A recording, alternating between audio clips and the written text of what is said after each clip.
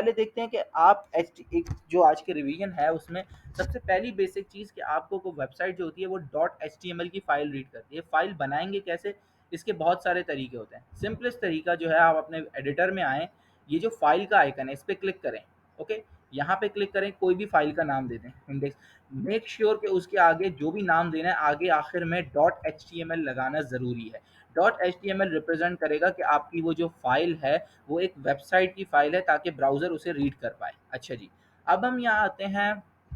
हमारे पास सबसे पहले हमें HTML5 को इनको 5 को जो है वो अपने वेबसाइट में लाना होता है। उसके लिए हम क्या करते हैं कि दो तरीके हैं, दोनों शॉर्टकट को नोट करें। सबसे पहले आप शिफ्ट और 1 की प्रेस करें, विच इज़ ये आपके पास ये आएगा। यहाँ से आप पहला वाला ऑप्शन देखेंगे, इमिट एब्रीविएशन। इसके ऊपर जैसे ही आप क्लिक करेंगे या तो आपका ये जो डॉक टाइप का पूरा स्ट्रक्चर था ये बन के आ जाएगा।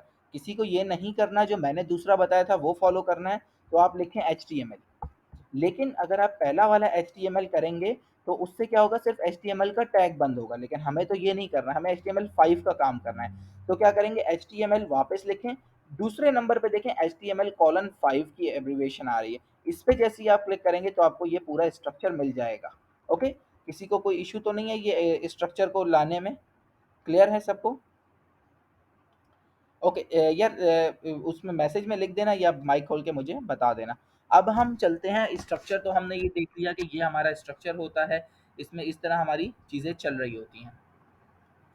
अब HTML का कोई भी जो टैग होता है उसमें दो टाइप के टैग होते हैं। आइदर वो या तो सेल्फ क्लोजिंग टैग होता है, उसका क्लोजिंग पार्टनर मौजूद नहीं होता, वो खुद अपने आप को क्लोज कर सकता है, या फिर बाकी ये जो जितने रिमेनिंग टैग्स आपको यहाँ दिख रहे हैं, हेड, HTML बॉडी, ये सब आपके इनके क्लोजिंग टैग्स होते हैं। अब क्लोजिंग टैग्स की अगर हम बात करें तो हमने जो शुरू में रीड करने शुरू किए थे टैग्स, उसमें दो टाइप के टैग थे।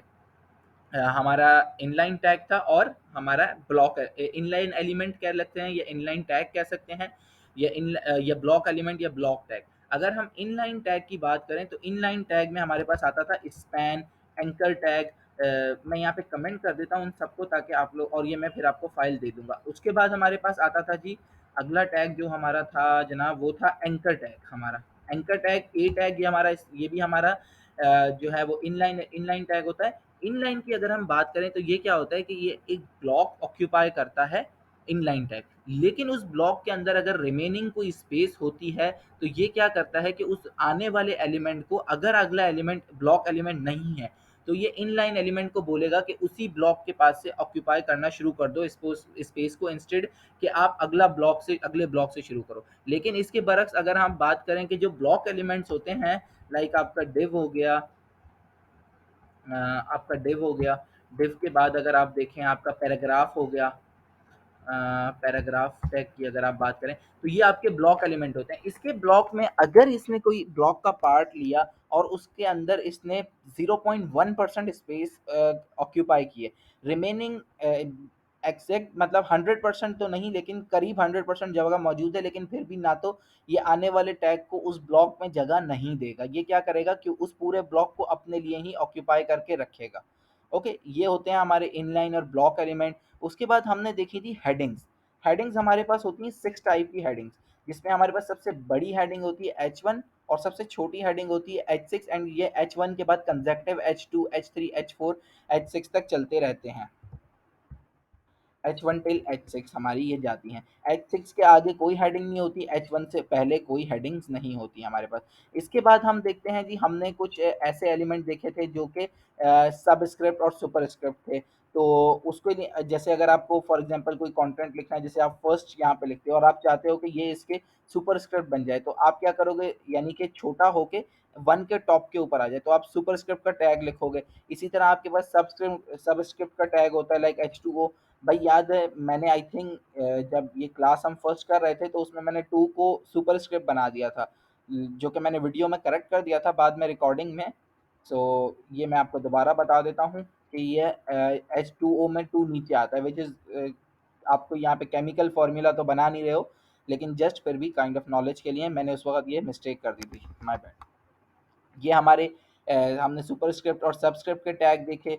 उसके बाद अगर हम जाएँ तो हमने और कौन से टैग्स देखे थे? अच्छा, टैग से ज़्यादा हमने जो फ़ोकस किया था, वो था हमारा सिमेंटिक एलिमेंट्स के ऊपर। सिमेंटिक में हमारा क्या था कि हमारे काइंड ऑफ एलिमेंट्स हम ऐसे करते हैं या यूज ऐसे टैग्स यूज करते हैं जिनका बिहेवियर तो हमारे जनरल एलिमेंट्स के जैसा होता है, लेकिन वो आपकी वेबसाइट की रीडेबिलिटी बढ़ा देते हैं। तो काइंड ऑफ सिमेंटिक एलिमेंट की अगर हम एक एग्जांपल यहाँ पे देखें, W3 स्कूल पे जाएं और यहाँ से हम सिमेंटिक एलिमेंट निकाल लेते हैं। Semantic element structure HTML।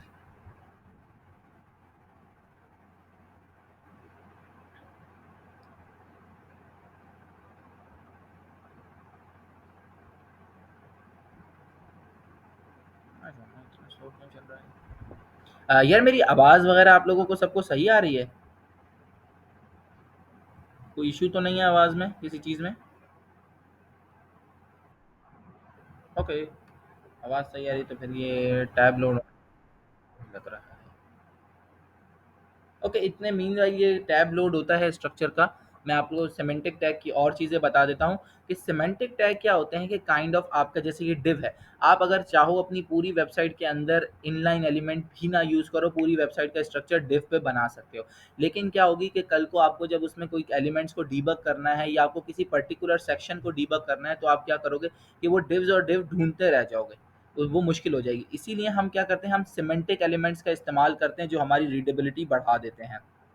I hope ये लोड हो गया होगा। स्कूल में डायरेक्ट हो गया।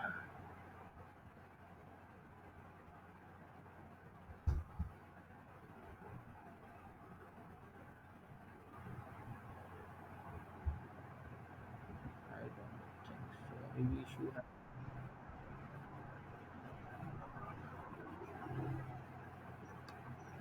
देखो, सिमेंटिक टैग को डिव के अंदर नहीं डाला जाता। डिव जो है वो सिमेंटिक टैग के अंदर आती है, वही मैं स्ट्रक्चर आप लोगों के लिए ना अभी निकाल रहा हूँ। ये पता नहीं क्या कर रहा है ये इंटरनेट, यहाँ पे आप लोगों के पास आवाज़ सही आ रही है लेकिन ये टैब लोड होने में टाइम लगा रहा है। Okay, semantic element, semantic. Okay, चलो इतने यार ये लोड होता है, हम आगे चीज़ों को देखते हैं थोड़ा सा। बुक किधर है हमारी? हमने स्ट्रक्चर को देखा, स्ट्रक्चर के बाद टेक्स्ट की अगर हम बात करें तो टेक्स्ट में हमने बोल्ड, इटैलिक ये सब देखे थे। और बोल्ड इटैलिक का अगर हम देखें तो इसकी जो सिमेंटिक पार्ट था वो था हमारा स्ट्रॉन्ग और एम्फेसाइज। उसके बाद लिस्ट देखा, लिस्ट में हमने क्या तीन टाइप की लिस्ट देखी थी, एक हमारी थी ऑर्डर्ड लिस्ट, एक थी हमारी अनऑर्डर्ड लिस्ट और एक थी हमारी डेफिनेशन लिस्ट। अगर किसी को याद हो वो सारे कोड पार्ट भी मैंने आप लोगों को स्लैक पे दे दिए थे। उसके बाद हमने देखा लिंक्स को। लिंक्स हम किस लिए यूज़ करते हैं, हमें वेबसाइट के किसी पर्टिकुलर पार्ट पे जंप करना है, किसी पेज पे जंप करना है या हमें किसी जगह पे रीडायरेक्ट करवाना है, तो इन कामों के लिए हम यूज़ करते हैं हमारा ये लिंक्स यूज़ करते हैं। उसके बाद इमेजेस की प्रॉपर्टी होती है जिसमें हमने सिमेंटिक भी फिगर और फिग कैप्शन के साथ देखा था। आई थिंक हो गया लोड। सिमेंटिक नहीं आ रहा है यार, देख लेते हैं।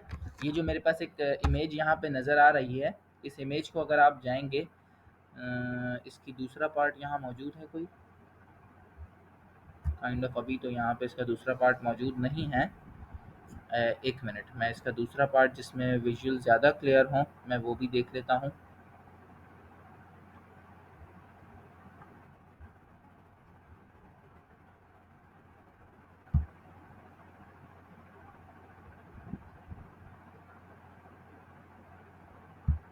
ओके, हम इसी को देखना शुरू करते हैं। अच्छा जी, अब आपकी वेबसाइट जो होती है, जैसे मैं इस W3 की एग्जांपल ले लूँ, यहाँ से मैं एक रेक्टेंगल शेप उठाता हूँ तो ये आपका जो टॉप पे बना हुआ है, ये आपका कहलाता है हेडर। जो मैंने अभी रेड कर दिया, ये आपका कहलाएगा हेडर।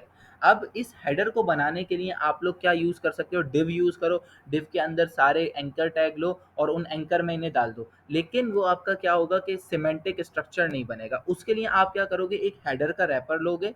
रैपर मीन्स, रैपर या पेरेंट एलिमेंट से मुराद ये होती है कि आपका सबसे मेन एलिमेंट उस सेक्शन का, उस पर्टिकुलर सेक्शन का मेन एलिमेंट आपका क्या है, तो वो आप लो हेडर। उसके बाद आप बोलोगे यार मैं स्पैन लेता हूँ, इन सबको स्पैन में डाल देता हूँ, विच मेक सेंस कि स्पैन से ये सारा काम बन जाएगा। लेकिन आपने क्या करना है, स्पैन नहीं यूज़ करना, आपने अंदर नैव यूज़ करना है, क्योंकि ये आपका क्या है, नैव बार है। तो नैव बार का जो सिमेंटिक टैग होता है वो बेसिकली नैव होता है। उसके अंदर आप नैव एलिमेंट्स यूज़ कर सकते हो, और अंदर जाके आपको फिर क्या है, जैसे मैंने अभी किसी ने सवाल पूछा था कि हम क्या करते हैं कि जो हमारा डिव के अंदर हम सिमेंटिक एलिमेंट लेते हैं, नहीं, हम पहले सिमेंटिक एलिमेंट लेते हैं ताकि हमें सिमेंटिक के जरिए रीडेबिलिटी हमारी बढ़ जाए, और फिर क्या करते हैं हम बाद में अदर उसके इनसाइड जो हमारे चाइल्ड एलिमेंट्स होते हैं वहां पे हम वही एंकर टैग्स और डिव और वो सारी चीजें हम यूज करना शुरू कर देते हैं। हो गया। उसके बाद उसने वही नैव को डिफाइन किया। अब क्या है कि अगर आप अपनी वेबसाइट को डिवाइड करो तो आपको क्या है, आप सेक्शंस में अगर आपको कोई एक पर्टिकुलर पार्ट बनाना है, जैसे फॉर एग्जांपल ये राइट वाला पार्ट जो स्क्रॉल मैंने अभी किया, अगर आपको ये बनाना है, आप एक डिव बनाओ, उस डिव के अंदर इतने सारे एलिमेंट्स, इतनी सारी लिस्ट बना दो, वो आपका काम बन जाएगा। लेकिन डिव से पहले आप क्या करोगे, वो एक आपका सेक्शन है, साइड बार है, तो आप क्या करोगे, उसके ऊपर एक सेक्शन का रैपर डाल दोगे, एंड देन इसी तरह आपका फुटर और बाकी सारी चीज़ें, इन सब के लिए आप साथ वक्त के साथ जैसे जैसे आप प्रैक्टिस करते जाओगे, आपको सिमेंटिक टैग्स का अंदाजा होता जाएगा कि सिमेंटिक किस तरह यूज़ करने हैं, और जिस वक्त आप कोई बड़ी वेबसाइट बनाओगे वहाँ पे आपको और ज़्यादा अंदाजा होगा कि सिमेंटिक से आपकी रीडेबिलिटी और इन सब चीज़ों के इश्यूज कैसे रिजॉल्व होते हैं। अच्छा जी, इमेजेस हमने देख ली थी। इमेजेस के बाद हमने बात की टेबल्स की। टेबल्स का मैंने आप लोगों को एक असाइनमेंट भी दिया हुआ है, वो आप लोगों ने लाजमी करना है। अच्छा, असाइनमेंट में आप लोगों को फॉर्म्स का भी दिया था, लेकिन वो कोई इतना खास असाइनमेंट नहीं है, उसमें आपने सिर्फ फॉर्म्स को प्रैक्टिस करनी है सारी इनपुट्स को यूज़ करके। अब जब हम सीएसएस को यूज़ करेंगे, उसके बाद जब हम जावास्क्रिप्ट की तरफ जाएंगे, तो जावास्क्रिप्ट में मेनली हमारा जितना ज़्यादा इंटरेक्टिव काम होता है उसमें ज़्यादातर हम फॉर्म्स और यही चीज़ें यूज़ करते हैं, तो हम वहाँ पे इसके ज़्यादातर असाइनमेंट्स कवर करेंगे फॉर्म्स के। तो होपफुली ये टेबल्स वाला कॉन्सेप्ट भी आप लोगों को समझ आ गया होगा। अब इनमें हम दो चीज़ें देखनी है, मैं जो मैंने आपको थोड़ी डिस्कस करनी है आपके साथ, वो ये है, एक लिस्ट और एक टेबल्स। यहाँ आते हैं, हम एक लिस्ट बनाता हूँ मैं, अनऑर्डर्ड लिस्ट यूएल बना लेता हूँ। यूएल के अंदर मैं एल आई ले लेता हूँ 5, सॉरी, एल आई ले लेता हूँ मैं सिर्फ 5। ओके, और इसके अंदर मैं कोई भी एक्स वाई जी कॉन्टेंट डाल देता हूँ।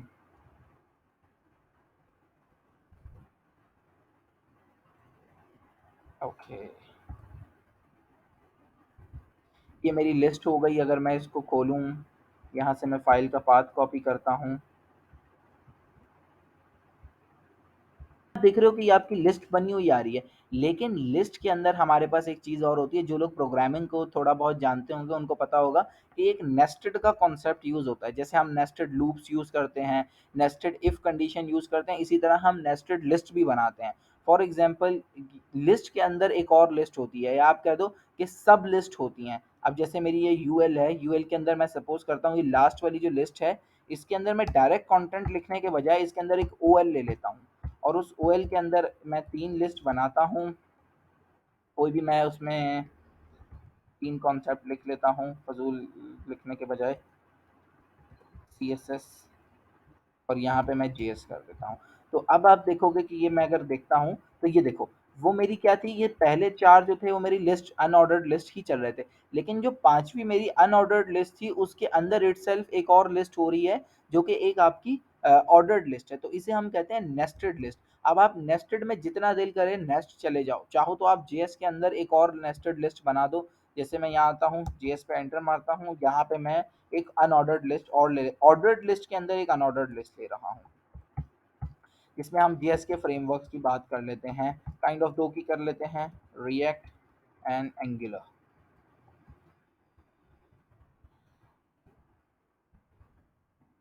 ओके, अब आप देखो, तो आप तो कैसे दिख रहे हैं कि आपकी पहले एक लिस्ट है जो कि आपकी अनऑर्डर्ड लिस्ट है, उसके एक एलिमेंट का पार्ट, एलिमेंट की सब लिस्ट बन गई है जो कि आपकी ऑर्डर्ड लिस्ट है, और उस ऑर्डर्ड लिस्ट के एक एलिमेंट के अंदर एक और सब लिस्ट बना दी है जो कि आपकी अनऑर्डर्ड लिस्ट है।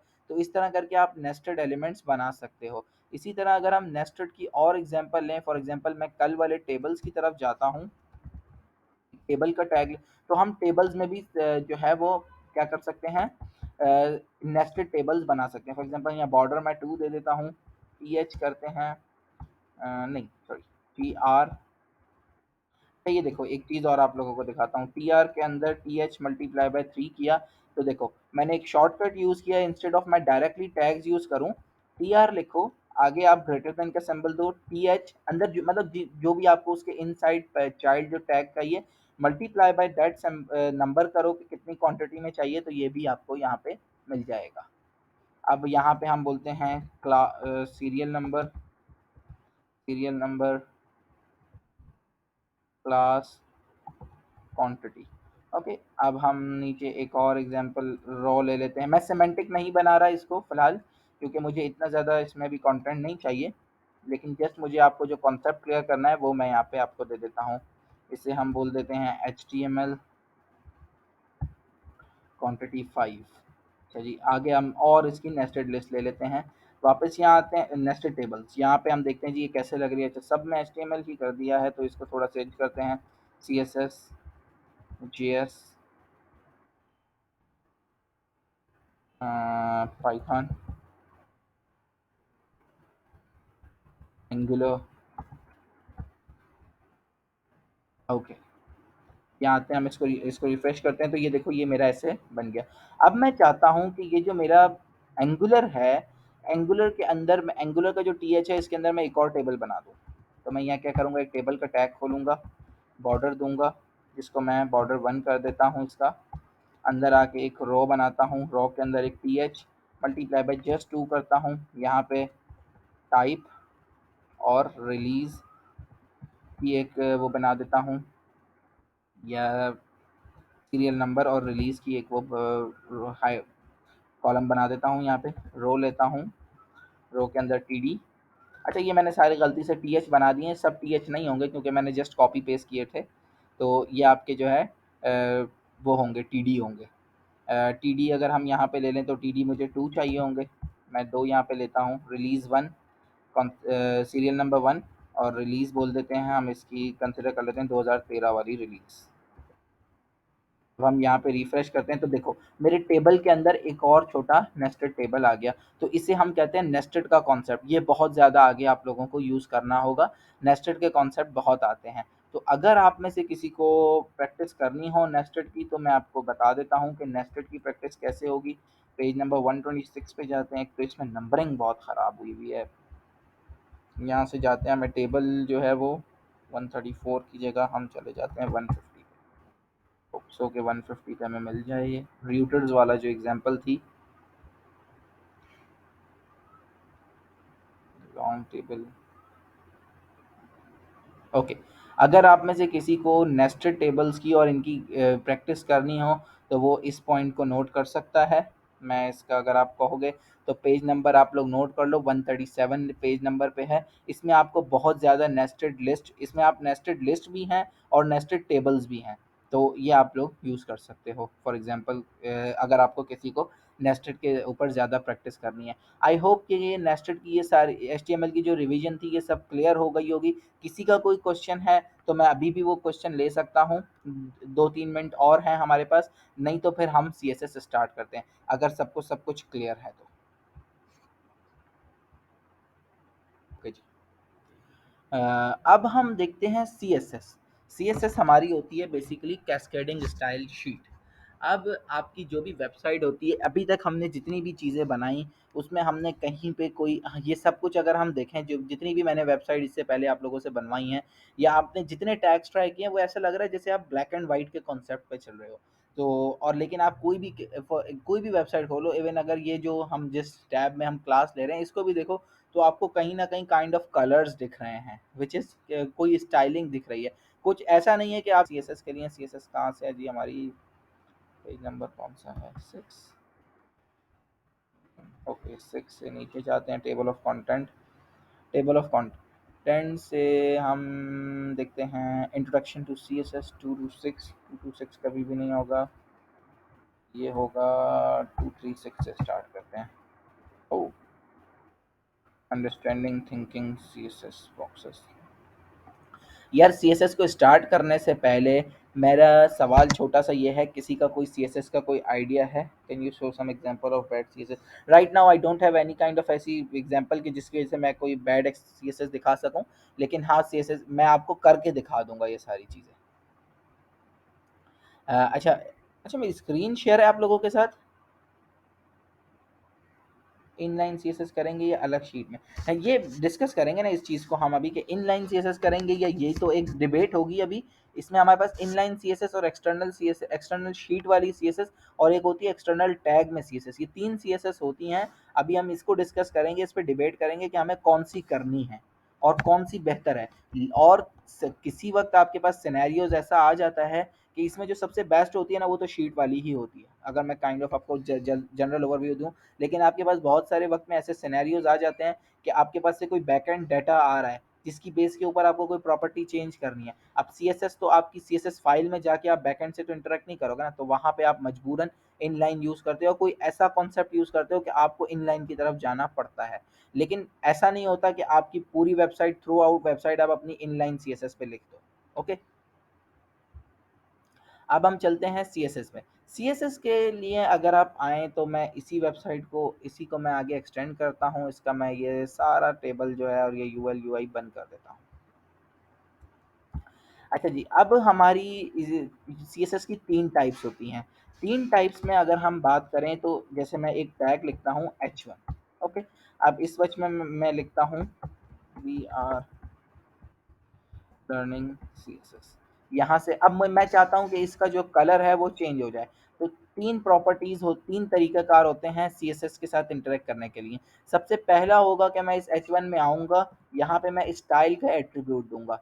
इसी तरह लिखना है जैसे मैंने लिखा है। यहाँ मैं आऊँगा, कलर की प्रॉपर्टी लूँगा एंड देन उसके आगे मैं कोई सा भी कलर दे दूँगा, ब्लू। मैं यहाँ से जाता हूँ वेबसाइट के ऊपर अपनी, यहाँ से रिफ्रेश करता हूँ पेज को, तो ये देखो ये मेरा ब्लू हो गया। अगर मैं यहाँ से आऊँ, इस प्रॉपर्टी को मैं यहाँ से हटाऊँ, स्टाइल को, तो ये मेरा वही ब्लैक है। डिफ़ॉल्ट ब्लैक कलर है, मैंने यहाँ से इसे कलर ब्लू दे दिया। अच्छा, और इसके अलावा अगर आप चाहते हो कि आपका कलर के बाद आप बोलो, जैसे एक और प्रॉपर्टी होती है बैकग्राउंड कलर। बैकग्राउंड कलर में मैं ये एक्वा का कलर दे देता हूँ। यहाँ से रिफ्रेश करता हूँ तो देखो। अच्छा, अब ब्लॉक एलिमेंट और इनलाइन एलिमेंट का एक कॉन्सेप्ट आपको यहाँ से भी समझ आएगा। वो ये कि अब जब आप सीएसएस की प्रॉपर्टी अप्लाई कर रहे हो, ये देखो h1 आपका क्या है, ब्लॉक एलिमेंट। मैंने इस पे सीएसएस की प्रॉपर्टी अप्लाई की। राइट नाउ मैं एक और काम करता हूँ, आप लोगों को एक और चीज़ दिखाता हूँ। एक स्पैन लेता हूँ, दिस इज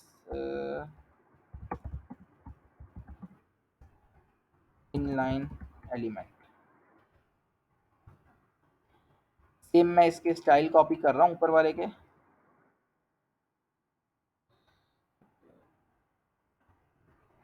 और ये मैं लिखता हूँ। या मैं रिफ्रेश करता हूँ तो देखो, जो मेरा ब्लॉक एलिमेंट था, उस उसकी जगह तो सिर्फ यहाँ तक आ रही थी, वी आर लर्निंग सीएसएस। लेकिन क्योंकि वो ब्लॉक एलिमेंट था, तो उसका जो बैकग्राउंड कलर था वो बिल्कुल ब्लॉक के आखिर तक जा रहा था। लेकिन इनलाइन एलिमेंट ने क्या किया, उतनी ही जगह को बैकग्राउंड कलर दिया, या उतना ही काम किया जितना क्या था उसके लिए, उसके ब्लॉक के लिए उसको रिक्वायर्ड था। ना कि उसने एडिशनल ब्लॉक वहां से ऑक्यूपाई करने की कोशिश की। यही काम अगर, लेकिन ये क्या होती है कि इनलाइन सीएसएस जब आप करते हो, एक तो आप मुझे बताओ कि अगर आपके पास 200 लाइन्स ऑफ कोड लिखा हुआ है, उन 200 लाइन्स में आप इनर इनर लाइन्स में सीएसएस लिखोगे, तो एक तो वो रीडेबिलिटी आपकी जो है अफेक्ट करती है। दूसरा एसईओ और इन सब चीज़ों के लिए ये आपके बहुत जो है वो हार्मफुल होता है इनलाइन सीएसएस। तो आप इसको यहाँ से हटाओगे, और दूसरा तरीका जो होगा, जिसे हम कहते हैं इंटरनल सीएसएस, इंटरनल सीएसएस, उसके लिए आप क्या करोगे कि अपनी बॉडी से ऊपर आओगे, चाहो तो हेड में लिख लो, चाहो तो बॉडी से बाहर लिख लो। ये काइंड ऑफ क्योंकि ये ज़्यादातर प्रेफर ही नहीं की जाती ये वाली भी, तो सिर्फ अंडरस्टैंडिंग के लिए है कि हमें क्या करना है।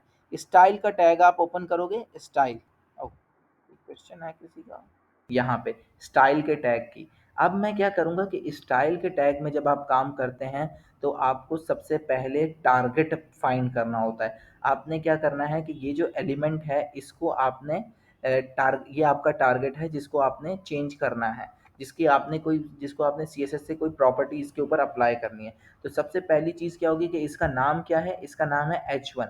तो आप सिंपल यहाँ आओगे, h1 लोगे, h1 and then curly brackets लोगे, और उसके आगे जब आप यहाँ पे ये आपके रूल्स हों, इसके अंदर आप जाके लिखोगे अपनी सीएसएस। जैसे फॉर एग्जांपल पहला कलर है, तो मैं वही कलर ब्लू यहाँ पे यूज़ कर लेता हूँ, एंड देन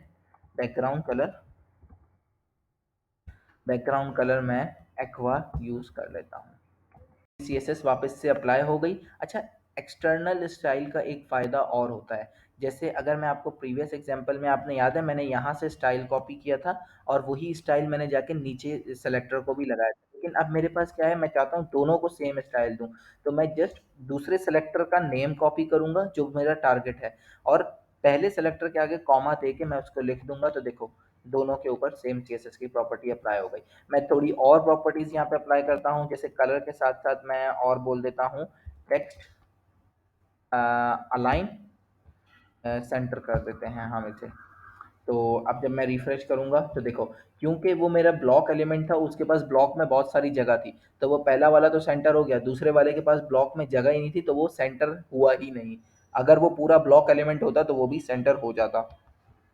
इसकी जगह हमारे पास एक और प्रॉपर्टी होती है फॉन्ट साइज। फॉन्ट साइज में मैं यहाँ पे अच्छा, फॉन्ट साइज में जब आप यूज कोई कहीं पे भी किसी चीज को जब आप साइज दोगे और कोई नंबर के साथ साइज दोगे, तो वहाँ पे आपको पिक्सल या ईएम या आरईएम ये तीन वर्ड्स यूज करने पड़ते हैं। पिक्सल अभी इनिशियल स्टेज के ऊपर आप फिलहाल पिक्सल्स ही यूज करना। फॉर एग्जांपल मैं जैसे इसको यहाँ पे बोलता हूँ 32 पिक्सल्स इसका साइज हो जाए, तो आप देखो जैसे ही मैं रिफ्रेश करूंगा तो देखो मेरा नीचे ऊपर वो, क्योंकि वो हेडिंग थी उसका साइज 32 पिक्सल के अराउंड ही कुछ होता है, नीचे वाला जो था लेकिन उसका साइज मेरा फॉन्ट का बढ़ गया। तो इस तरह करके हम सीएसएस की प्रॉपर्टीज यूज करते हैं। ये मैंने एक जनरल बेसिक ओवरव्यू दिया, अब हम जाते हैं बुक की तरफ और यहाँ से देखते हैं। तो ये कह रहा है इंट्रोडक्शन टू सीएसएस में what does CSS work, how does rules properties and values. इसमें जो इसने तीसरी प्रॉपर्टी की बात की है, तीसरा पॉइंट है वो जी जी, रूल प्रॉपर्टीज एंड वैल्यूज। अच्छा, ये आपका ये जो पूरा ये पार्ट है, इसमें अभी हम रूल को छोड़ देते हैं, हम प्रॉपर्टी और वैल्यू की बात करते हैं। तो कलर जो है वो आपकी एक प्रॉपर्टी है, जिसकी राइट नाउ इस वक्त ब्लू एक वैल्यू है। बैकग्राउंड कलर आपकी एक प्रॉपर्टी है, ब्लू उसकी एक वैल्यू है। सिमिलरली टेक्स्ट अलाइन आपकी एक प्रॉपर्टी है, उसकी एक वैल्यू सेंटर है। इसको आप लेफ्ट कर दो, इसको आप राइट कर दो, वैल्यू आपकी डिफरेंट भी हो सकती है। जैसे यहाँ पे 32 पिक्सल्स है, इसको आप सिंपल कर दो 100 पिक्सल, बहुत अजीब हो जाएगा, बहुत बड़ा हो जाएगा, लेकिन लेट्स सी कैसा दिख रहा है। तो देखो, आपका जो we are learning C S S वो उस तरफ चला गया लेफ्ट की तरफ, और ये आपका दिस इज इनलाइन एलिमेंट, इसका भी फॉन्ट बड़ा हो गया। एलिमेंट है, जैसे मेरे पास एक और H1 है, मैं क्या करता हूँ, मैं नीचे आता हूँ, एक और H1 मल्टीप्लाई बाय 4 करता हूँ, H1 मल्टीप्लाई बाय 4 करता हूँ, 1 2 3 4, यहाँ आता हूँ। देखो मैंने जैसे ही पेज रिफ्रेश किया तो मेरे चारों H1 के ऊपर सेम प्रॉपर्टीज अप्लाई हो चुकी हैं। अच्छा, इसको मैं फॉन्ट साइज को बंद कर देते हैं, ये बहुत अजीब लग रहा है। तो हम अच्छा, CSS में भी आप ऐसे ही कमेंट कर सकते हो, कंट्रोल के साथ आप क्वेश्चन मार्क को प्रेस करोगे तो आपका कमेंट हो जाएगा। तो ये मेरे सब सेम हो गए, लेकिन अब हम आगे देखेंगे कि इसके लिए हम क्लासेस को कैसे यूज़ करते हैं। फिलहाल हम वापस से CSS की तरफ आते हैं। प्रॉपर्टीज़ और वैल्यू आप लोगों को क्लियर हो गई होंगी, कोई क्वेश्चन तो नहीं है प्रॉपर्टी और वैल्यू के रिलेटेड। मैं इतने स्क्रॉल करके आगे जा रहा हूँ, अगर है किसी का क्वेश्चन तो आइदर आप लोग चैट में लिखो या उसको माइक खोल के मुझसे पूछ सकते हो।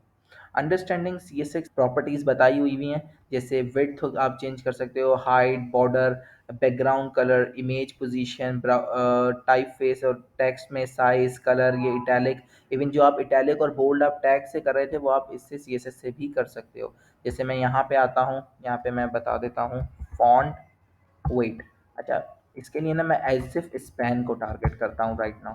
अगर मैं यहाँ से आके रिफ्रेश करूँ तो आप देखो मेरे H1 वैसे ही, स्पैन जो है मेरा बिल्कुल नॉर्मल सा लिखा हुआ है, लेकिन मैं जैसे ही इसका फॉन्ट वेट बढ़ा देता हूँ।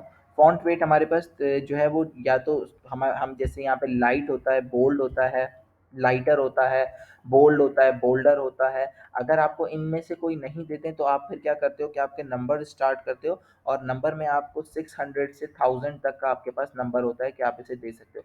600 बिल्कुल बेसिक होता है और 1000 में आपका काफ़ी बोल्ड हो जाता है। जैसे मैं यहाँ 1000 करता हूँ और मैं यहाँ पे आता हूँ, पेज को रिफ्रेश करता हूँ, तो देखो मेरा फॉन्ट वेट काफ़ी बोल्ड हो गया। इवन अगर इसकी जगह मैं यहाँ पे बोल्डर का ही टैग की प्रॉपर्टी की वैल्यू को, ये जो फॉन्ट वेट की प्रॉपर्टी है इसकी वैल्यू मैं अगर बोल्डर कर दूँ तो मैं रिफ्रेश करूँ तो देखो वो मेरा बोल्ड ही है। आगे चलते हैं, CSS associate style rule with HTML elements. सबसे जैसे मैंने आपको बताया कि CSS work by associating rule with HTML element. जो भी आपका HTML एलिमेंट होता है आप क्या करते हो, उसके साथ कुछ रूल्स एसोसिएट करते हो।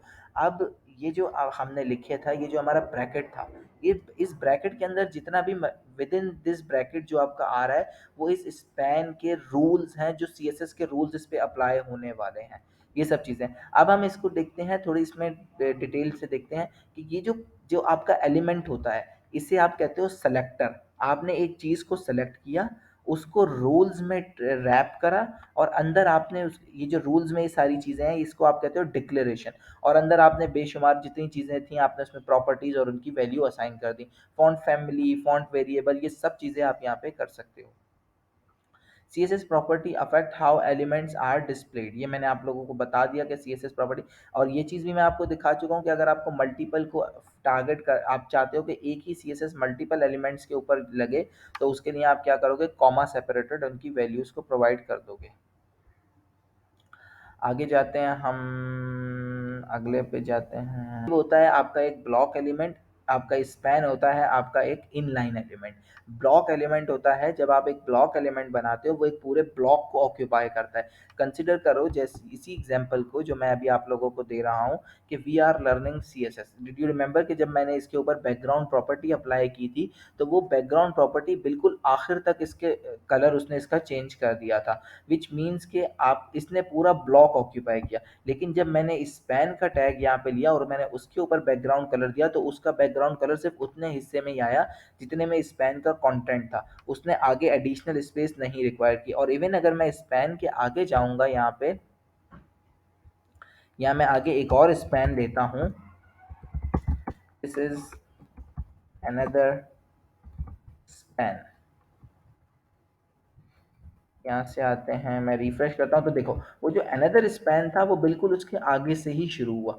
लेकिन अगर मैं एक और H1 ले लूँ, बल्कि ले लूँ क्या, इसके नीचे एक और H1 मौजूद है, आप देखो H1 में क्या हुआ है कि वो मेरा दूसरी लाइन से शुरू हुआ है, उसने उसके ब्लॉक के अंदर जगह होने के बावजूद वो वहाँ से नहीं शुरू हुआ। आई थिंक ये क्लियर हो गया होगा। ओके, अब हम बात करते हैं जो हमारा CSS के मेन कॉन्सेप्ट है वो है हमारा यूजिंग एक्सटर्नल CSS। ये हम सबसे पहली CSS जो हमने देखी थी वो थी इनलाइन CSS। जो अभी हम देख रहे हैं, जो मैंने अभी रूल्स अप्लाई किए, ये थे हमारे इंटरनल CSS। लेकिन असल जो CSS हम प्रॉपर यूज़ करते हैं वो होती है एक्सटर्नल CSS। एक्सटर्नल CSS के लिए आप यूज़ करते हो, जैसे आपने HTML की फाइल बनाई, ऐसे आप एक डॉट CSS की फाइल बनाते हो। जैसे मैं यहाँ फाइल बनाता हूँ स्टाइल डॉट CSS। ओके, अब यहाँ पे मैं कोई भी जो रूल्स हैं मेरे, ये जो मैंने इधर लिखे थे, इनको मैं यहाँ से कट करता हूँ। अच्छा, अब मैं क्योंकि एक्सटर्नल CSS की तरफ जा रहा हूँ तो इस स्टाइल के टैग की मुझे ज़रूरत नहीं है, इसको मैं इसे रिमूव कर दूंगा। अच्छा, मैं यहाँ आके इसे पेस्ट करता हूँ और मैं अपनी वेबसाइट मैं आता हूँ। यहाँ पे क्या करना चाहिए कि मुझे बेसिकली ये जो मेरी HTML फाइल है, इसको पता ही नहीं है कि भाई इसके पास इसका इस ये स्टाइल डॉट CSS फाइल से कोई इंटरेक्शन है। अब मुझे इंटरेक्शन कराना होगा, उसके लिए हम क्या करेंगे, हम यहाँ पे क्या क्या यूज़ करूँगा, मैं भाई स्टाइल का टैग यूज़ कर लूँ दोबारा से। क्या करूँ, किस तरह मैं इसको फाइल को बताऊँ कि ये मेरी CSS की फाइल है, उसके लिए मैं यूज़ करूँगा लिंक एलिमेंट। लिंक का एलिमेंट मैं जैसे ही यूज़ करूँगा तो आप देखो वो आपको बहुत सारी सजेशन दे रहा है। सिंपल आओ CSS वाली पे क्लिक कर दो। तो इसने क्या किया कि मुझे खुद ही जो है वो मेरी फाइल जो रूट पे पड़ी हुई थी उसको रीड करके उसका नेम, अगर आप नहीं भी ऐसा करना चाहते तो आप सिंपल आओ लिंक का एलिमेंट यूज़ करो, तो आपको रेल शीट स्टाइल शीट बता देगा, और आगे इसके एट्रीब्यूट में आप जाओ और यहाँ पे अपनी जो भी स्टाइल है उसका नाम दे दो। यहाँ से वापस आओ और H1 को अपने यहाँ पे इसको स्पैन की जगह मैं इसको H1 करता हूँ। ओके, और मैं यहाँ रिफ्रेश करता हूँ तो देख रहे हो कि मेरे H1 पे ये प्रॉपर्टी तो अप्लाई हो गई, लेकिन जो पहला वाला H1 है मैं बाकी H1 यहाँ से रिमूव भी कर देता हूँ। राइट नाउ मुझे इनकी ज़रूरत नहीं है।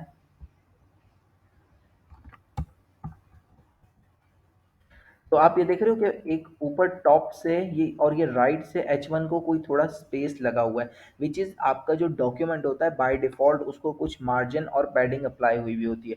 तो आप क्या करते हैं कि यहाँ आएँगे, यहाँ पे आप टॉप पे जाएँगे, 3 सेलेक्टर होते हैं, आइदर आप स्टार यूज़ कर लो, आइदर आप बॉडी यूज़ कर लो, या आप HTML यूज़ कर लो, या तीनों को एक साथ यूज़ करो। रूल्स खोलो और यहाँ से आप इसे बोलो पैडिंग 0 और मार्जिन 0 कर दो। पैडिंग और मार्जिन क्या होती है ये हम आगे डिटेल में देखेंगे। राइट नाउ अभी सिर्फ ये जो एक्सटर्नल एडिशनल स्पेस आ रही है, ये देखो जैसे ही मैं रिफ्रेश करूंगा तो देखो बिल्कुल वो टॉप पे जाके चिपक गया, क्या उस आई थी वो रिमूव हो गई। तो ये क्या होती है कि ये हमने इससे रिमूव कर ली। अब अगर हम बात करें, राइट नाउ हमने दो प्रॉपर्टीज देखी, पैडिंग और मार्जिन। अब अगर आप पैडिंग की बात करो, पैडिंग होती है कि आपको जब अपने एलिमेंट को इंटरनल स्पेस देनी हो, जैसे मैं यहाँ आता हूँ पैडिंग की प्रॉपर्टी यूज करता हूँ, पैडिंग 20 पिक्सल, पैडिंग में 20 पिक्सल दूंगा, तो देखो गौर से देखना कि क्या इफेक्ट पड़ता है। मैंने 20% पैडिंग दी, तो जो मेरा we are learning C S S था, इसके इंटरनल कुछ एडिशनल स्पेस ऐड हो गई है। सही है। अब मैं इस पैडिंग को के नीचे आता हूँ और मार्जिन देता हूँ। मार्जिन में 20 पिक्सल दूंगा। अच्छा, मार्जिन के साथ साथ मुझे अब ये दो प्रॉपर्टीज नहीं चाहिए राइट नाउ, बल्कि बैकग्राउंड कलर ले लेते हैं, कलर हटा देते हैं। बैकग्राउंड कलर से थोड़ा हमें उसके ब्लॉक का आइडिया हो रहा है कि वो है कहाँ पे। यहाँ से मैं रिफ्रेश करता हूँ तो देखो, जैसे ही मैंने मार्जिन दी, तो मार्जिन क्या होती है? एक्सटर्नल। मार्जिन के लिए आपका कॉन्सेप्ट होगा कि एक्सटर्नल अगर आपको स्पेस देनी है तो मार्जिन यूज करोगे, और इंटरनल स्पेस अगर आपको एडिशनल रिक्वायर्ड है तो उसके लिए आप पैडिंग यूज करोगे। किसी को कोई कॉन्सेप्ट जो यहाँ पे क्लियर ना हो पैडिंग और मार्जिन का?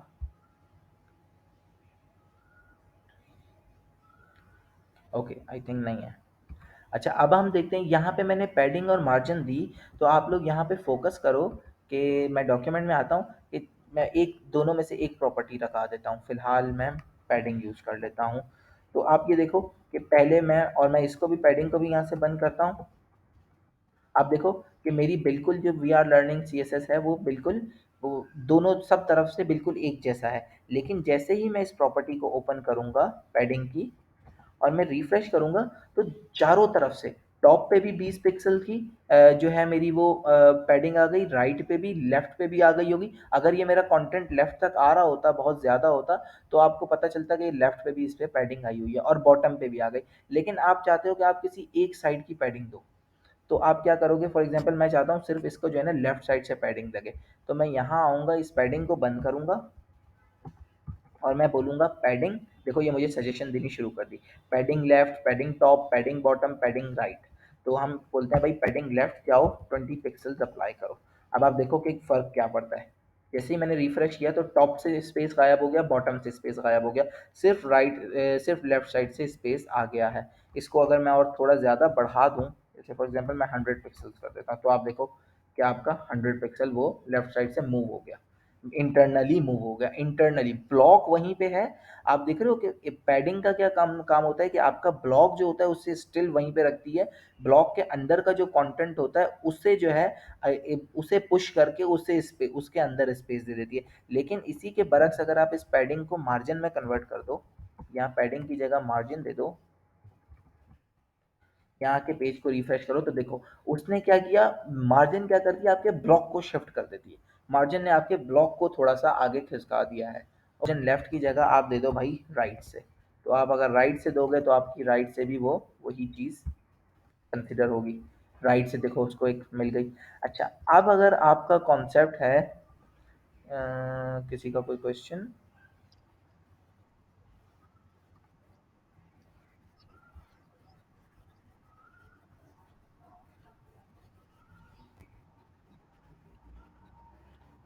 जी, जी, बिल्कुल।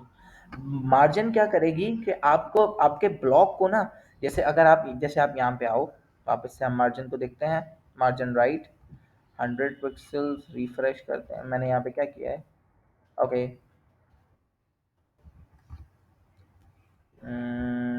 इधर से इस प्रॉपर्टी को बंद करते हैं, नीचे वाली प्रॉपर्टी को खोलते हैं, मार्जिन की। अभी देखो फिलहाल ये मेरा जीरो के कंडीशन पे है, जहाँ पे कुछ भी नहीं लगा। मैंने मार्जिन की प्रॉपर्टी अप्लाई की, तो मार्जिन ने क्या किया कि जितने पिक्सल्स की मार्जिन चाहिए थी, उसने ब्लॉक को पुश किया और एक्सटर्नली स्पेस प्रोवाइड किया। लेकिन मैं क्या करूँगा कि मैं इस प्रॉपर्टी को वापस से बंद करता हूँ और पैडिंग की प्रॉपर्टी को ओपन करता हूँ। तो अब आप देखो क्या हुआ कि मैंने रिफ्रेश किया, तो पैडिंग ने क्या किया कि जो काम मार्जिन कर रही थी उसका उल्टा किया। उसने ब्लॉक को वहीं रहने दिया, और जो कंटेंट था उसे इनसाइड थोड़ा पुश कर दिया। सही है फरूक भाई, ये क्लियर हो गया क्वेश्चन आपको? ओके, किसी और को कोई क्वेश्चन?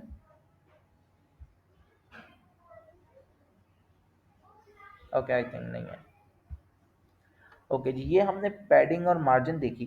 लेकिन अब हम देखते हैं पैडिंग और मार्जिन में एक और चीज़, विच इज़, इनको मैं यहाँ से रिमूव करता हूँ।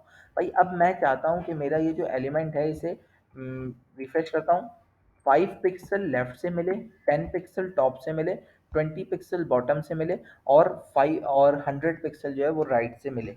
चलो भाई इसको देखते हैं ये कैसे होगा। जैसे मैं आता हूँ, मैं बोलता हूँ margin top 20 pixels, margin bottom 40 pixels, margin left 20 pixels, इन्हीं 3 को देखते हैं और यहाँ से रिफ्रेश करते हैं। तो देखो स्पेस जो है वो टॉप से थोड़ा आया, लेफ्ट से थोड़ा आया और बॉटम पे कुछ ज़्यादा ही आ गया। अब अच्छा, मैंने लेफ्ट को भी इन दोनों को बराबर कर दिया, तो इसको लेफ्ट वाले को हम कर देते हैं जस्ट 5 पिक्सल्स। तो देखो लेफ्ट से बहुत थोड़ा सा आया, टॉप से थोड़ा ज़्यादा आया, बॉटम से थोड़ा ज़्यादा आया। एक और मैं सेलेक्टर रह गया है इसमें which is margin right. Let's see, करना तो चाहिए क्योंकि ब्लॉक एलिमेंट है। तो देखो मेरे पास चारों तरफ से डिफरेंट डायमेंशन की शुरू हो गई।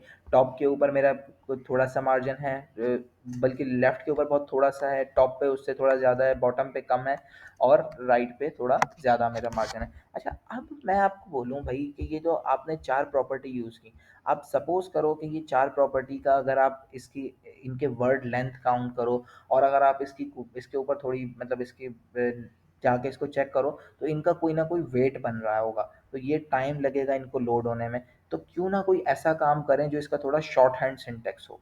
तो अब हम जाते हैं, हम इसका देखते हैं यहाँ पे, इन चारों प्रॉपर्टी को एक बना देंगे which is short syntax. Short syntax, अब शॉर्ट सिंटेक्स के लिए हम क्या करेंगे, हम वापस से वही मार्जिन यूज़ करेंगे। और मार्जिन में अगर आपको जब यूज़ करना है भाई, उसमें आपने क्लॉक को फॉलो करना है, सही है। सबसे पहला क्या है आपका जो है वो होता है टॉप। टॉप के बाद आपका क्या आता है, आपका ऐसे करके राइट आएगा, राइट उसके बाद आपका आएगा बॉटम और उसके बाद आएगा आपका लेफ्ट। तो अब हम क्या करेंगे कि यही जो हमने ऊपर हमने टॉप को कितनी वैल्यू दी थी, इसको मैं यहाँ से कमेंट कर रहा हूँ जस्ट फॉर रेफरेंस। यहाँ आता हूँ मैं नीचे, मार्जिन की प्रॉपर्टी यूज़ करता हूँ। टॉप पे हमने कितनी दी थी 20 पिक्सल्स, मैं वही उठा रहा हूँ टॉप की 20। टॉप के बाद मैंने राइट पे कितनी दी थी भाई, राइट पे 50 पिक्सल्स दी थी। अच्छा, या इसमें कॉमा नहीं देंगे, सिर्फ स्पेस सेपरेट वैल्यू करेंगे। उसके बाद बॉटम पे कितनी दी थी हमने, बॉटम पे 40 पिक्सल्स दी थी और लेफ्ट पे 5 दी थी। 5 से थोड़ी सी बढ़ा देते हैं इसे, बल्कि 5 ही रखते हैं राइट नाउ। मैंने ये दिया। अच्छा, ये मेरे पास अभी इसके ऊपर जो है वही प्रॉपर्टीज अप्लाई हुई हुई हैं जो टॉप और बॉटम और राइट की हैं, लेकिन मैं रिफ्रेश करूंगा तो देखो किसी को कोई इफेक्ट नहीं पड़ा। मैं जैसे ही इसको बंद करता हूँ, मेरे पास यहाँ से रिफ्रेश करता हूँ तो देखो ये मेरी जीरो पे आके खड़ी हो गई। अब मैं इन चारों प्रॉपर्टीज को ओपन कर रहा हूँ वापस से, इन चारों प्रॉपर्टीज को ओपन करता हूँ मैं, पेज रिफ्रेश करता हूँ तो देखो ये मेरी ये 4 प्रॉपर्टी अप्लाई हुई है, लेकिन मैं इन 4 प्रॉपर्टीज को कमेंट कर रहा हूँ और इन 4 की जगह इस लास्ट वाली को जो इनकी कंबाइंड फॉर्म है उसे ओपन कर रहा हूँ। रिफ्रेश करूंगा तो देखो कोई फर्क नहीं पड़ा। सही है, क्लियर है यहाँ तक, कोई क्वेश्चन तो नहीं है। देखो सीएसएस मुझे पता है थोड़ी सी मुश्किल होती है, लेकिन हाँ प्लीज़ गो फॉर इट। अगर क्वेश्चन है तो बहुत अच्छी बात है, क्वेश्चन पूछो।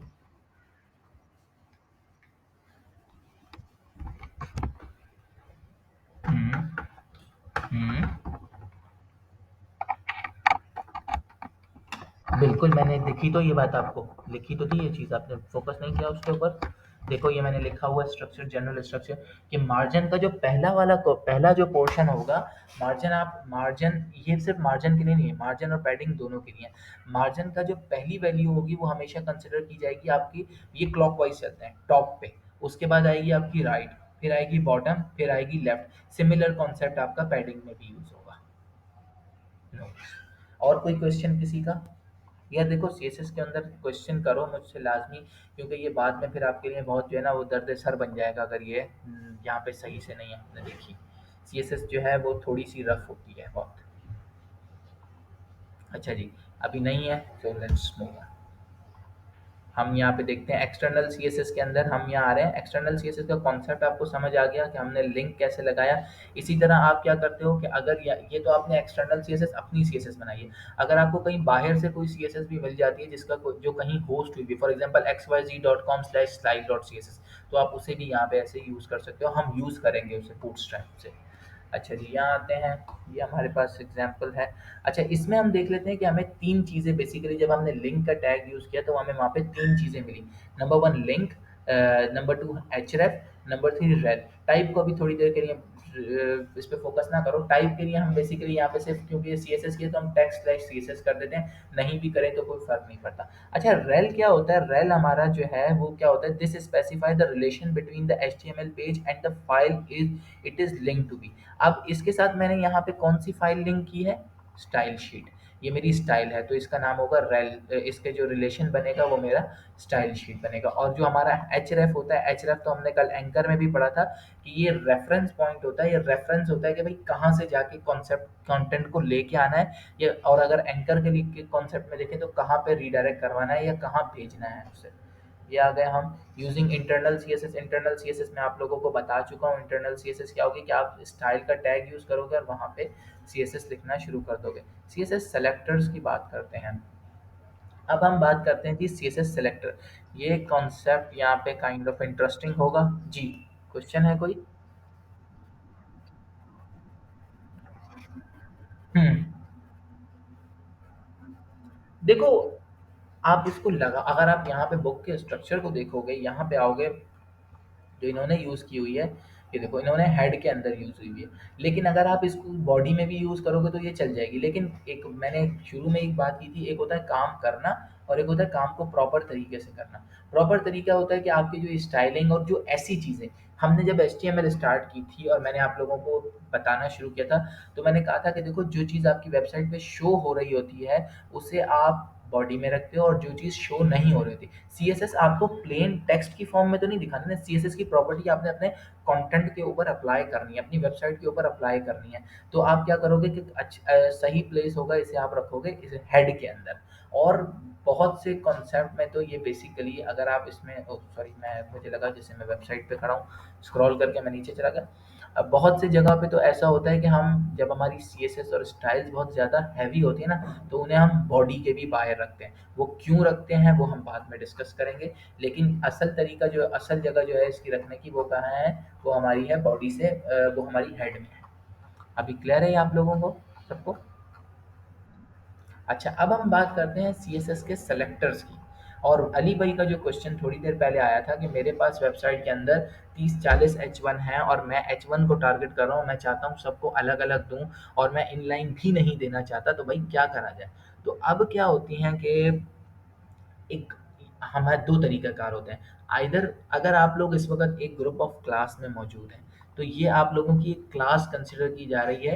ये अगर आप इस मंथ से क्लास 3 को देखें, तो ये आपका जो कॉन्टेक्स्ट सारा नोट हो रहा है वो इस क्लास की फॉर्म में हो रहा है। लेकिन हर शख्स की, लेकिन ये अगर आप राइट पैनल पे देखो, तो हर शख्स की एक इंडिविजुअल आइडेंटिटी है, विच इज़ कॉल्ड आईडी।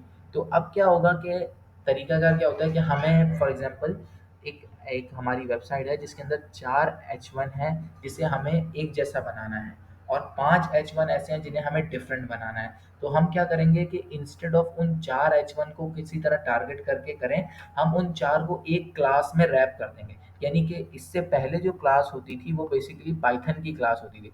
तो अब उन लोगों को तो पाइथन पढ़ना था ना, अब यही वाली अली की बात के हम अगर लें कि अगर मैं यही वाली क्लास में पाइथन वालों को भी बुला लेता, तो क्या होता कि वो सब मिक्स हो जाते, सबका एक ही चीज़ सबको डिलीवर हो रही थी। अब पाइथन वालों को तो इस वक्त मर्न नहीं पढ़नी थी ना, तो लेकिन उनके उनके ऊपर भी मर्न के कॉन्सेप्ट और मर्न की प्रॉपर्टीज अप्लाई हो रही होती।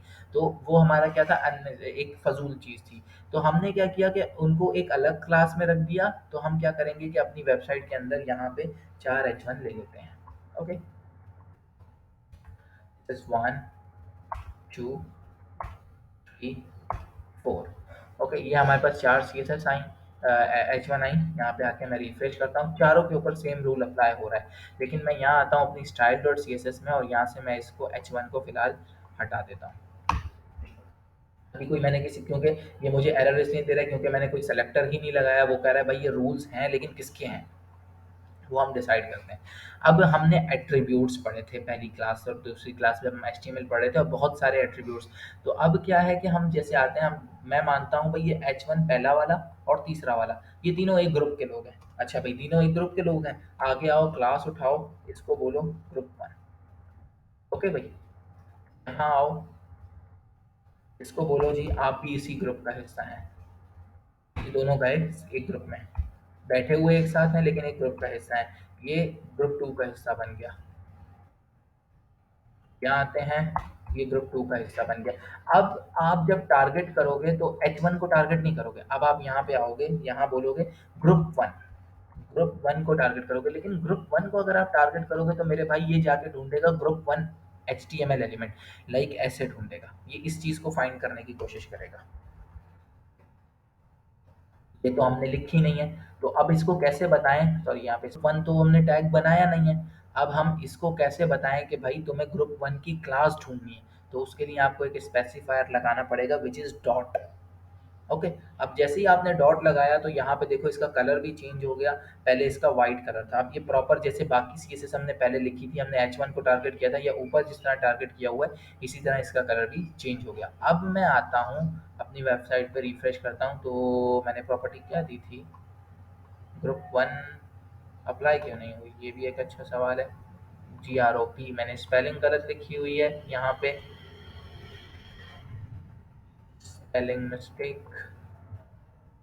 इसको कर लेते हैं, सबकी स्पेलिंग ही ठीक कर देते हैं। तो इसको स्पेलिंग जो मैंने एक साथ सबकी ठीक की, इसके दो तरीके हैं। आके इसको स्पेलिंग को मैंने सेलेक्ट किया, सही है। और मैंने कंट्रोल डी प्रेस किया, तो मैं जितने भी इसके ऑल्टरनेट यहाँ पे या इसके जैसे इसकी डुप्लीकेशन थी वो सारी यहाँ पे आ गई। सिमिलर मैंने कंट्रोल वी प्रेस किया, सब मेरे रिप्लेस हो गए। मैं आता हूँ रिफ्रेश करता हूँ तो देखो जो मेरी CSS थी वो किनको अप्लाई हुई, सिर्फ पहले और जो एक ग्रुप में थे उनको अप्लाई हुई। अब मैं चाहता हूँ जो मेरे ग्रुप टू में है उनको कोई दूसरी CSS अप्लाई हो। तो आ जाते हैं ग्रुप टू पे, चलते हैं भाई। ये जो मैंने CSS लिखने की कोशिश की है ग्रुप टू के लिए, ये अप्लाई होगी या नहीं होगी, वजह क्या है कि नहीं होगी। तो डॉट नहीं लगाया हुआ तो क्या वजह, मतलब डॉट क्यों ज़रूरी है, ये क्या CSS क्या कंसिडर करेगी इसको, इस पॉइंट के ऊपर ये किसे ढूंढना चाहेगी, क्या इसको पता तो है यहाँ पे मेरे ग्रुप टू की क्लास मौजूद तो है, अप्लाई कर दे उसे। ओके। विच मीन्स कि ये जो कॉन्सेप्ट है इस तरह लिखना, ये क्या करेगा कि अगर आप उसके स्टार्ट में कोई ऐसी रिप्रेजेंटेशन उसे नहीं दोगे जो कि उसे टैग से डिफरेंट हो, तो वो क्या करेगा, इसे ग्रुप टू का टैग कंसिडर करेगा। तो मैं यहाँ पे आके डॉट लगाता हूँ, यहाँ आता हूँ, वापस से अपनी वेबसाइट पे जाता हूँ, यहाँ आके रिफ्रेश करता हूँ तो देखो बाकी दो का कलर रेड हो गया। तो इस तरह करके हम इन्हें जो है वो डिफरेंट क्लासेस दे सकते हैं। एक और चीज़ हमारे पास यूज़ होती है विच इज़, मैं यहाँ पे एक और क्लास, एक और मैं H1 ले लेता हूँ। H1,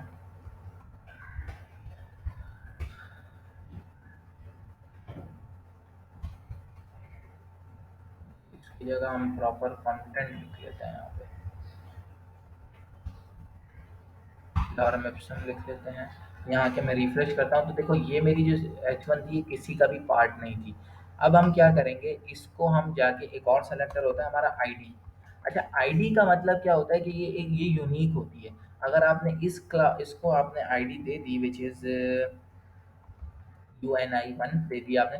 आईडी और ग्रुप के लिए क्लासेस के लिए आप कोई भी इनके नाम दे सकते हो, लेकिन काइंड ऑफ मीनिंगफुल नेम देने की कोशिश करना, ताकि आपको बाद में पता चले कि ये कर क्या रही है। राइट नाउ इस हेडिंग का कोई मकसद नहीं है, मुझे पता ही नहीं है कि ये हेडिंग क्या करी, इसलिए मैंने कोई UNI1 यूनिक वन के तौर पे से एक आईडी दे दी। लेकिन अगर आपको पता है कि ये आपके बॉडी के हीरो सेक्शन में लगी हुई है, या हीरो सेक्शन की रिप्रेजेंटेशन की HTML है, जैसे मैं यहाँ बंदे की यूनिक होती है, ऐसा नहीं हो सकता कि आप अगर यहाँ पे दो बंदे मौजूद हैं और बिहाइंड द सीन इस क्लास में जो ऐसा कुछ चल रहा हो कि अगर दो का नेम भले सेम हो सकता है, लेकिन दो का जैसे यहाँ पे हम आ जाएं, दो HTML ऐसी दो हेडिंग्स ऐसी लिखी जिनका कंटेंट सेम हो सकता है, लेकिन उनकी क्लास भी सेम हो सकती है, लेकिन उनकी आईडी कभी भी अच्छा अभी तो नहीं कट रही ना, ये पुराना मैसेज है ना, आवाज़ कट रही है, ओके। हाँ, तो ऐसा नहीं होगा कि उनकी आईडी सेम हो। आईडी हम अगर आप आईडी सेम रख भी दोगे तो समहाउ वो चल जाती है, लेकिन वो बाद में बहुत ज़्यादा आपको परेशान करेगी, क्योंकि आईडी वो मिसमैच करेगा वो रूल्स के लिए, क्योंकि आपकी जनरल रूल्स के मुताबिक उसे एक आईडी फाइंड करनी है, पर्टिकुलर हर आईडी यूनिक उसे चाहिए हर बंदे की। अब वो क्या करेगा कि उसे आईडी तो CSS में एक लिखी हुई है प्रॉपर्टी, लेकिन वो क्या करे, उसको HTML में दो जगह मिल रही है, तो वो आपके साथ मिसबिहेव करेगा आपकी प्रॉपर्टीज़ को अप्लाई करने में। तो अब हम आते हैं यहाँ पे इस UNI लेते हैं। अच्छा भाई, अब UNI जाने की मैं कोशिश करूँ और मैं UNI को डॉट से टारगेट करूँ, और यहाँ मैं लिख दूँ जैसे बैकग्राउंड कलर, मैं इसका बोल देता हूँ भाई ये वाला कर दो, क्या ये चल जाएगा? तो वजह क्या है, क्यों नहीं चलेगा, मैंने इसको बता दो कि अब UNI1 टैग तो नहीं, हैश लगाने की वजह क्या है, यहाँ पे डॉट क्यों नहीं लगा सकता? तो विच मीन्स कि ये क्या करेगा कि ये अगर मैं इसके साथ डॉट लगाऊंगा तो ये बोलेगा भाई ये जाके इसकी डॉट UNI1 की क्लास को ढूँढने की कोशिश करेगा। और यहाँ पे UNI1 की डॉट की क्लास तो है नहीं, और इन केस अगर क्लास होती भी, तो मुझे मेरा तो टारगेट क्लास का नहीं था ना इस वक़्त, मेरा टारगेट जो है वो इस वक़्त किसका है? वो मेरा टारगेट है बेसिकली यहाँ पे आईडी का। तो मैं इसको यहाँ पे पाऊँ ये हैश का सिंबल लगा दूँगा इधर। यहाँ आते हैं, इसको रिफ्रेश करते हैं, तो देखो इसके ऊपर बैकग्राउंड में आपको हल्का सा कलर नज़र आ रहा होगा। कलर थोड़ा मैं चेंज कर देता हूँ, थोड़ा डार्क कर देता हूँ। अच्छा, ये पैलेट के बारे में बाद में बताता हूँ, पैलेट कैसे खुलता है, वरना आप लोग जो है ना थोड़ा ओवरलोड हो जाओगे कि इतनी सारी चीज़ें। अभी राइट नाउ इन्हीं कलर के ऊपर पे को यूज़ करो, रेड, ब्लैक, ब्लू। लेकिन रेड, ब्लैक, ब्लू कलर जो है वो ब्राउज़र पे ज़्यादा अंडरस्टैंडेबल नहीं होते। हम ये कलर नहीं यूज़ करते, हम हमेशा इनके हैश या इनके जनरल कोड्स यूज़ करते हैं। देखो, सही है, ये मैंने आईडी के साथ टारगेट किया था और ये हो गया। ओके, एक और चीज़ यहाँ पे बता देता हूँ, एक मिनट, जिसका भी क्वेश्चन है just give me one moment. मैं एक चीज़ एक्सप्लेन कर दूँ, जो प्रीवियस कॉन्सेप्ट था, मैंने यहाँ से थोड़ा सा एलिमेंट यहाँ से रिमूव किया। कोई बात, थोड़ी देर पहले मेरे पास क्वेश्चन था ब्लॉक एलिमेंट और इनलाइन एलिमेंट के रिलेटेड। मेरा स्पैन, ओके, मैंने यहाँ से क्या क्या कुछ रिमूव, मैंने पूरा H1 ही रिमूव कर दिया, सॉरी। ये मैंने इसका थोड़ा सा कंटेंट रिमूव किया। देखो, मैं यहाँ रिफ्रेश करता हूँ, तो इसके पास इस ब्लॉक में जगह थी, यहाँ पे आगे मेरा ये वर्ड आ सकता है। मैं ये दिस का वर्ड यहाँ से कॉपी करता हूँ और इसी में मैं लिख देता हूँ आगे। तो देखो, स्पेस है, दिस आ सकता है इसमें, लेकिन इसने, क्योंकि ये ब्लॉक एलिमेंट है, इसने उसे नहीं लिया। इसने बोला कि मुझे ये पूरा स्पेस चाहिए। अगला जो एलिमेंट था वो आके नीचे से ही स्टार्ट हुआ। जी, गो फॉर इट, जिसका भी क्वेश्चन था। क्वेश्चन था कोई?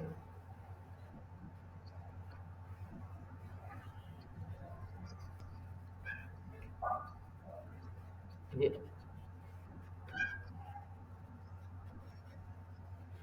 जी, बिल्कुल, बिल्कुल, बिल्कुल। बिल्कुल, बिल्कुल।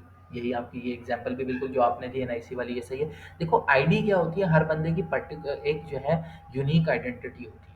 अब वो तो 2 लोगों में नहीं हो सकती ना, 2 लोगों की, तो उसमें फिर मसला हो जाएगा बहुत सारे। फिर वो अगर फॉर एग्ज़ाम्पल कि आप 2 लोगों का सेम एनआईसी हो जाए या कुछ हो जाए, तो वो क्या मतलब, कैसे पता चलेगा कि असल बंदे के साथ, अगर किसी को टारगेट करना है, किसी को फाइंड करना है, कोई भी चीज़ करनी है, डेटाबेस में से किसी की इन्फॉर्मेशन ढूँढनी है, तो वो क्या करेगा? वो किसकी ढूँढने की कोशिश करेगा? तो वो तो 2 आ जाएँगे उसके पास। तो ये आपका तो मेल फंक्शनिंग हो जाएगी ना। इसीलिए आईडी सिंपल होती है। अब ये आईडी की जगह क्लास कंसीडर करो कि आपका ग्रुप है। अब ग्रुप के अंदर आपके पास 2 लोगों के सेम नाम हो सकते हैं ना, लेकिन उन 2 लोगों में कोई ना कोई चीज़ें, कोई आइडेंटिटी डिफरेंस ज़रूर होगा।